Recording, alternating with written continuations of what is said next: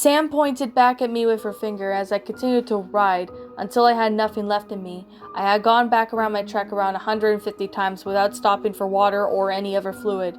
When I was done riding, I pulled off of my track and rode my four-stroke Honda into my shed. Then I changed out of my gear and the same with my clothes. At the same time, Sam had climbed out of the pool and had changed in her clothes back to her pink short formal and skirt.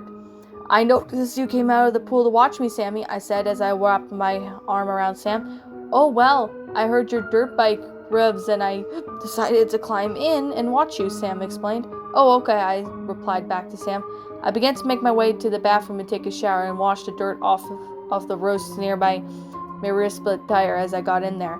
Dirt was coming onto my jersey and my body. My torso and face were dirty as well, and my head, my legs and knees smelled really bad. When I came out, I grabbed some clothes and put them on. I ended up wearing my red and white American Honda Motoco shirt and even Andrew's shorts with my last name on the back with the underneath. It was 51, and I also wore black pants. "Hi, had a nice shower?" Sammy asked me when I came out. "I sure did," I answered back. Sam and I gave each other a quick, smooth look as I began to hold her waists in my hands. We began to form an embrace as Sam laid her head on my chest. She had been like that since the first she heard me propose to her. "I love you, Matthew," Sam whispered to me. She began to move her hand up to my chin as Sam began to run it across my cheeks and skin as well as my neck. "I love it every time you do that, Sammy," I whispered to Sam. "Oh, I love you so much, sweetie," Sam said back to me.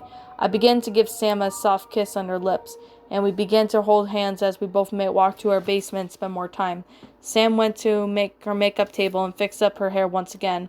I grabbed my PS2 game, MX vs. ATV Unleashed, and began to work hard on it just to try to get a supermoto track under my belt. I turned on my PS2 and began to play as hard as I could. Nobody could stop me once I was finally focused on winning as many races before it looked like I was totally addicted to the game.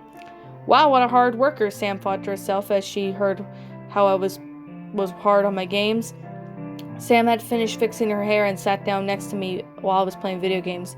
I didn't care about whatever people Sam thought of me still playing the video games my age. All I cared about was Sam, my friends, including Clover and Alex, my family, and myself.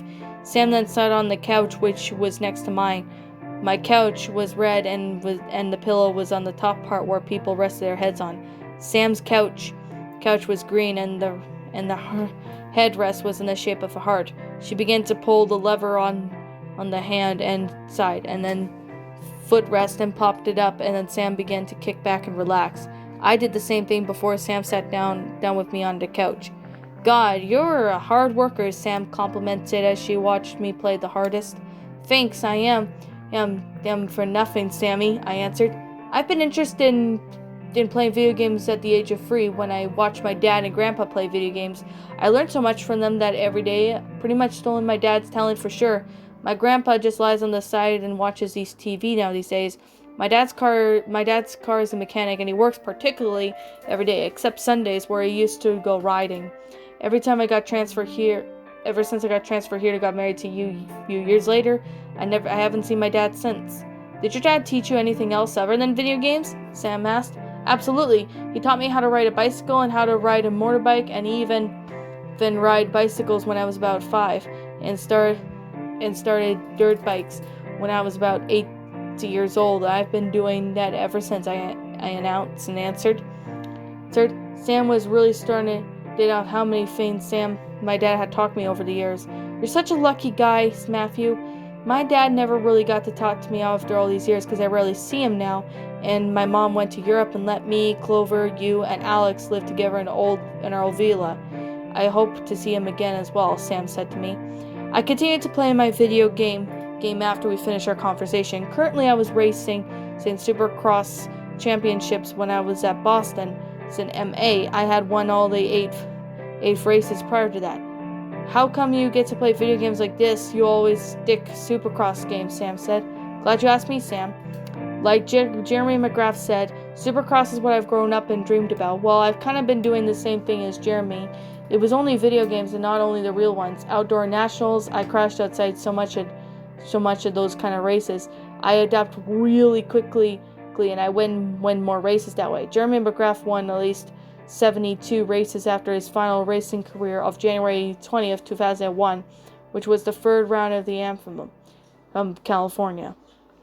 It was the second of third visits to Malam, and he sure had a battle with Ricky Carmichael the entire race. In fact, MC won the race, and to him they were friends about it. Coming around, McGrath and Carmichael were tied in the points of 45 points. McGrath won the first round, and Carmichael won the second in San Diego, which was round 2. Jeremy won the Anthem 2 and broke the tie with the Caramel Bridge in points, and also give him a shot of Van's Triple Crown for pay off the almost the $1 million, $500,000 for the riders. There's accumulated with the most of the points of the third final round of Las Vegas. Unfortunately, McGrath couldn't get that pocketful because he got the third at Dallas, which of course the second round at second at Vegas, and all because of one corner where Carmichael passed him. That same year, Carmichael made a history basically tying MC's records of 13 wins in a row, which was set by McGrath back in 1996 before it got beaten by a fellow known as Jeff Emmett at St. Louis. Ironically, 96 was McGrath's best year of winning 14 out of 15 rounds and a few outdoor additionals, but lost the outdoor titles at the American Point. Prior to that, he began to win the 1995 Outdoor Nationals tie. It was Germany's first outdoor riding title after winning the Supercross ties in 93, 94, and 95. He lost the first and then Supercross back in 1997 before he get all that because of some bad luck.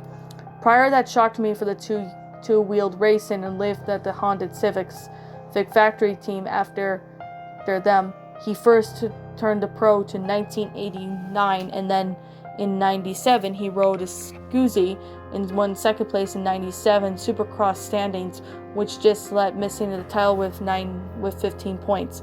He had got at least 2 points before a flat tire he get at Charlotte NC, losing about 4 valuable points to the race. And finishing 7th at night, he returned to his winnings from 1998 to the year 2000 while riding for the Capital Yama, winning the Supercross titles after all these years. And after in the middle of the outdoor season in 1998, he finally decided that, hey, I don't want to ride outdoors anymore. For the next 2 years, Germany would only ride at least one international, and that was Glen Helen in San Barino, CA in 1999. He came out of the wash ride, but I forgot what he did. In December 2002, Jeremy announced his retirement, signaling a 4-year deal with KTM. And the result of his ride went down the drain, but in 2004 came back with a Honda and then broke the ride at Steel City, Dermont, PA. And I didn't want to go into much as people would. He went down the pile up, finishing 15 of his moto, number 1, and then rushing up down the 5 to be the top 5 moto. 2, he pulled off the track in 2001, turning out the point for Germany's season in MM3 in 2001. When he was leading, then Carmichael started